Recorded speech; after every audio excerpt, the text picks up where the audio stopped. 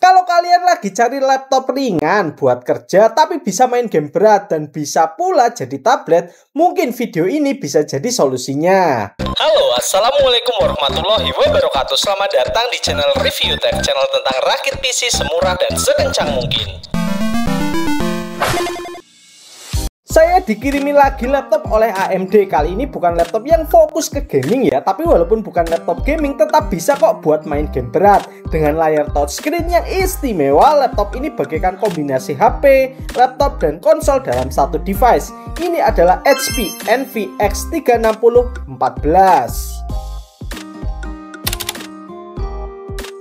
Kalau kalian beli laptop ini, kalian akan dapat unit laptopnya, charger, dan stylus pen. Laptopnya sendiri cukup ringan, beratnya cuma 1,4 kg, sedangkan chargernya 0,3 kg. Charger 65 watt Type-C yang kabelnya bagus banget menurut saya. Total laptop dan chargernya adalah 1,9 kg, masih di bawah 2 kg. Secara tampilan HP Envy X30 ini terlihat sangat elegan dengan logo HP berwarna silver dengan bodi full metal. Keyboardnya nyaman untuk mengetik dan ada backlightnya. Tapi sayangnya laptop ini tidak bisa dibuka dengan satu tangan. Stylus pennya bisa nempel di samping laptop, jadi buat jaga-jaga biar gak gampang hilang. Kita ke port-portnya. Di sebelah kiri ada satu lubang USB Type-A, satu lubang HDMI, dan dua lubang USB Type-C. Di sebelah kanan ada satu USB Type-A dan lubang audio jack. Sayang banget untuk laptop semahal ini lubang USB Type-A-nya cuma 2 buah. Di bagian belakang tentunya kosong ya, cuma ada tulisan Envy. Sekarang kita ke layarnya. Layarnya touchscreen dengan panel OLED yang resolusinya 2,8K. Dipakai buat nonton sangat enak karena layarnya sudah OLED dengan resolusi yang tinggi. Dipakai buat scroll YouTube juga enak. Maksimal kecerahannya di 500 nits. Sayangnya kalau kita main game di luar ruangan yang terik masih belum nyaman. Oh ya, ini pendapat pribadi saya ya. Saya nggak terlalu suka dengan layar OLED karena menurut saya dengan warna yang sangat pekat jadinya malah ada bayangan di layarnya. Tapi ini cuma masalah selera ya. Kita mulai dari prosesornya. Ryzen 7 8840HS memiliki 8 core dan 16 thread. Base frekuensinya 3,3 GHz dengan turbo boost up to 5,1 GHz. TDP-nya 28 watt dan support RAM DDR5. Punya iGPU Radeon 780M. IGP ini yang bikin Ryzen 7 8840HS sangat istimewa. Salah satu IGP yang terkencang saat ini. Bisa main game AAA bahkan tanpa di overclock dan laptopnya tanpa di charge. Kita lanjut ke storage-nya ya. Pakai NVMe 1TB yang sayangnya speed rate-nya cuma 3400 Mbps dan write-nya cuma 2900 Mbps. Padahal laptop ini sebenarnya bisa kok dipasang NVMe yang jauh lebih kencang. Mungkin untuk menghemat budget produksi. Wi-Fi-nya pakai Wi-Fi 7 yang speed download-nya di saya tembus 7 MB per second. Speed download ini sama kayak kalau saya pakai kabelan. Kita lanjut ke RAM. RAM-nya ini yang paling beda di antara laptop-laptop yang lain. HP berani ngasih RAM 32GB 6400 MHz DDR5. Efeknya dengan RAM sebesar ini dan sekencang ini, kita bisa mengatur share memori dari IGP-nya sampai 8GB. Dan dengan speed RAM yang kencang ini, bandwidth dari IGP-nya tembus sampai 136 Gbps.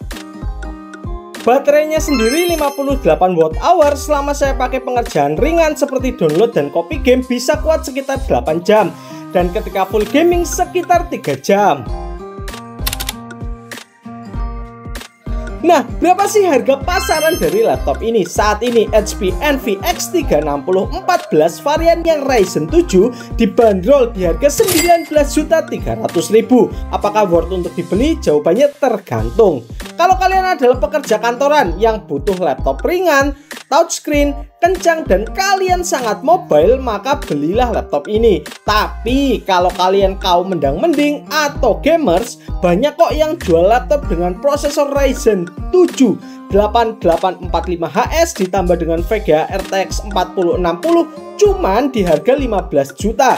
Contohnya Acer Nitro V16. Bahkan kalau pengen lebih murah lagi, ada nih brand asal Indonesia, Advan yang bisa menjual laptop dengan prosesor Ryzen 7 8845HS, NVMe 512GB dan RAM 16GB di harga cuma 9,7 juta atau setengah dari harga HP 360 ini.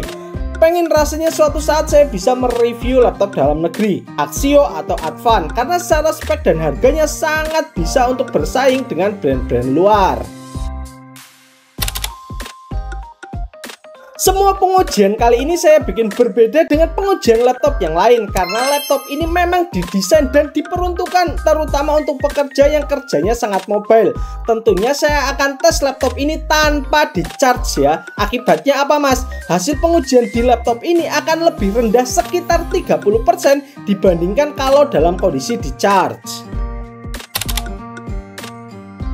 Sekarang kita ke uji sintetis. Apakah laptop ini kencang? Pertama kita coba prosesornya dengan Cinebench R15 multicore Ryzen 7 8840HS dapat skor multicore 1842 GB. Dan kita uji juga dengan Cinebench R23 multicore dapat skor 11558 dengan suhu maksimal di 79 derajat. Kita uji iGPU-nya Radeon 780M. Kemarin ada yang minta kalau part terkini diujinya itu pakai Unigine Superposition saja. Di resolusi 1080p setting high dapat skor 3133. Lanjut kita uji Radeon 780M ini dengan 3D Mark Firestrike dapat grafik skor 5669. Ini skor yang setara dengan RX 560 4GB. Dan karena ini IGP saya juga tes dengan 3D Mark Night Ride dapat skor 23813. Selanjutnya uji 3D rendering. Untuk menguji 3D rendering saya pakai aplikasi Blender ya dengan Blender BMW. Kita render cuma dengan prosesornya didapatkan waktu render 3 menit 14 detik. Terakhir uji gaming. Saya akan menguji laptop Ryzen 7 8840HS RAM 32GB DDR5 dan kondisi laptopnya tanpa di-charge dalam 10 game. Oh ya, FPS di video kali ini pastinya akan lebih rendah jika dibandingkan kalau kalian main game dalam kondisi di-charge ya. Kita mulai game yang pertama, Far Cry 6. Di setting 1080p high, FSR-nya on quality. Rata-rata FPS-nya 45. Lumayan ya, game berat setting high bisa main di FPS di atas 40.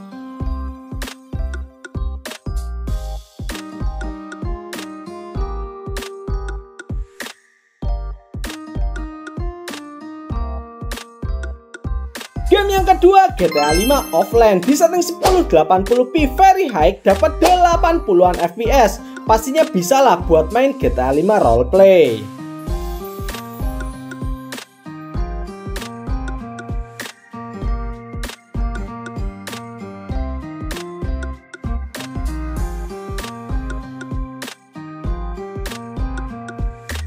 Game selanjutnya game balapan Forza Horizon 5 di setting 1080p high, FSR-nya on quality. Dapat FPS yang lumayan tinggi di 60-an FPS.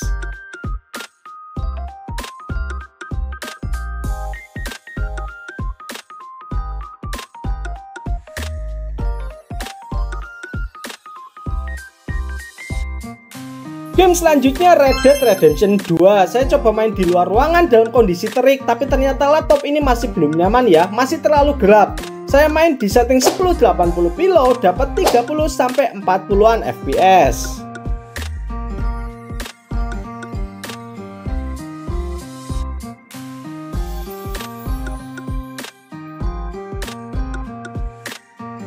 Game yang kelima Cyberpunk 2077 di setting 1080p low, FSR-nya on quality.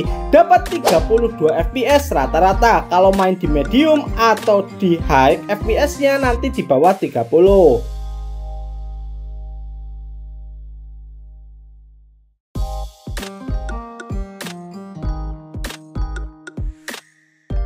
Game yang ke-6 Tekken 8 di setting 1080p high dapat 30-an FPS dan agak slow motion.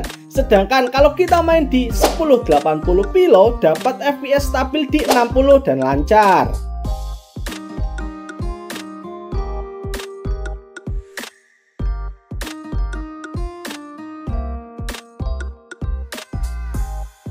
Game yang ketujuh, Black Knight Wukong di benchmark mode di setting 1080p high, FG-nya on, FSR-nya on. Anehnya di game ini FPS-nya lumayan tinggi ya, dengan rata-rata FPS 48.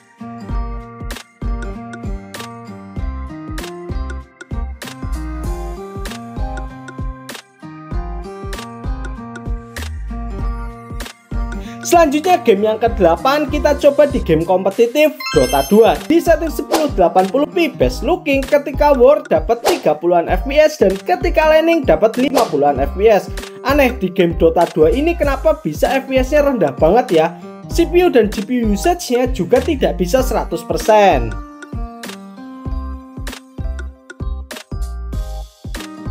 Game selanjutnya kita pakai laptop ini biar mirip kayak tablet atau HP ya. Kita main pakai emulator RLD Player 9 di game Free Fire. Saya main pakai touchscreen ya. Awalnya mau pakai stylus tapi kok susah, akhirnya pakai jari langsung.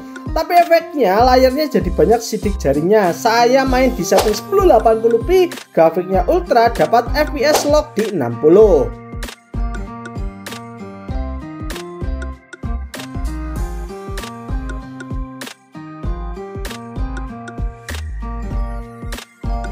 Terakhir kita bikin laptop ini untuk main emulator Nintendo Switch pakai Region X untuk main Pokemon Legend Arceus di setting 1080p dapat 30 fps tapi sesekali turun. Masih kurang nyaman lah saya bilang, dan saya coba game lain Zelda Breath of the Wild di setting 1080p cuman dapat belasan fps. Akhirnya karena terlalu rendah saya coba charge laptop ini karena tidak nyaman.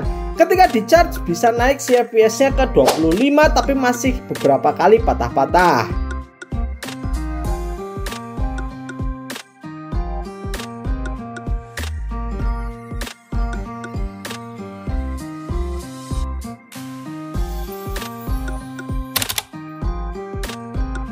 Kesimpulan, laptop HP Envy X30 ini cocok untuk para pekerja yang sangat mobile dan butuh laptop ringan dengan prosesor kencang dan layar touchscreen.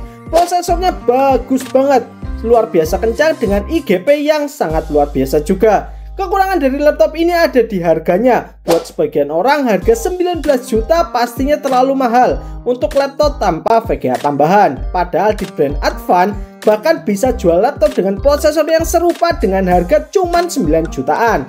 Kalau laptop ini bisa turun harga ke 13 juta, mungkin akan jadi pembelian yang sangat menarik.